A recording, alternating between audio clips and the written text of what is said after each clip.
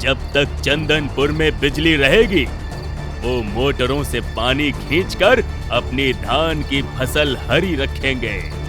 जा, आधी रात को जब पूरा गांव सो रहा हो तो उनके सरकारी ट्रांसफार्मर के परखच्चे उड़ा दे। जब चंदनपुर का एक एक पत्ता पानी के लिए तरसेगा, जब गर्मी से इनके बच्चों का दम घुटेगा, तब ये गिड़गिड़ाते हुए मेरी हवेली पर आएंगे और तब मैं इनकी लाखों की जमीन कौड़ियों के दाम में अपने नाम लिखवाऊंगा। बिजली जाएगी तभी तो सुखदेव सिंह की किस्मत चमकेगी। बाबूजी, जमींदार साहब ने मुझे धमकी दी थी, इसलिए मैंने वो पाप किया। मुझे माफ कर दो बाबूजी। नीच इंसान, अपनी जमीन हड़पने की भूख के लिए पूरे गांव को इस जानलेवा गर्मी और अंधेरे में झोंक दिया।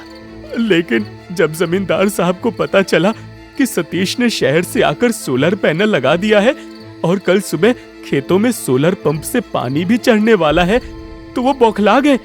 उन्होंने मुझसे कहा कि अगर चंदनपुर के खेत बच गए तो हमारा प्लान फेल हो जाएगा, इसलिए मैं आज रात इस सोलर को ही नष्ट करने आया था।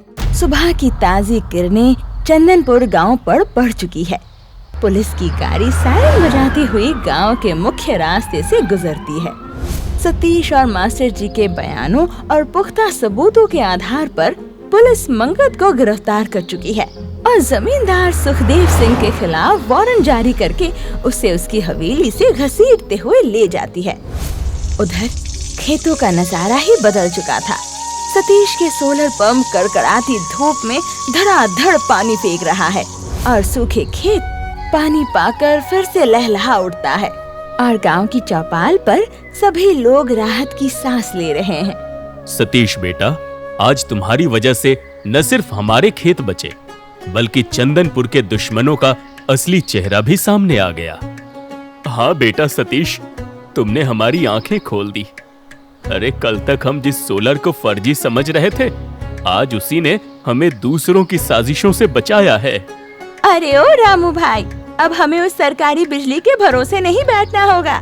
सतीश बाबू, जरा वो शहर वाले ठेकेदार का नंबर लगाओ तो मैं तो अब अपने घर के गहने बेचकर भी अपनी ही छत पर सोलर प्लेट लगवाऊंगी।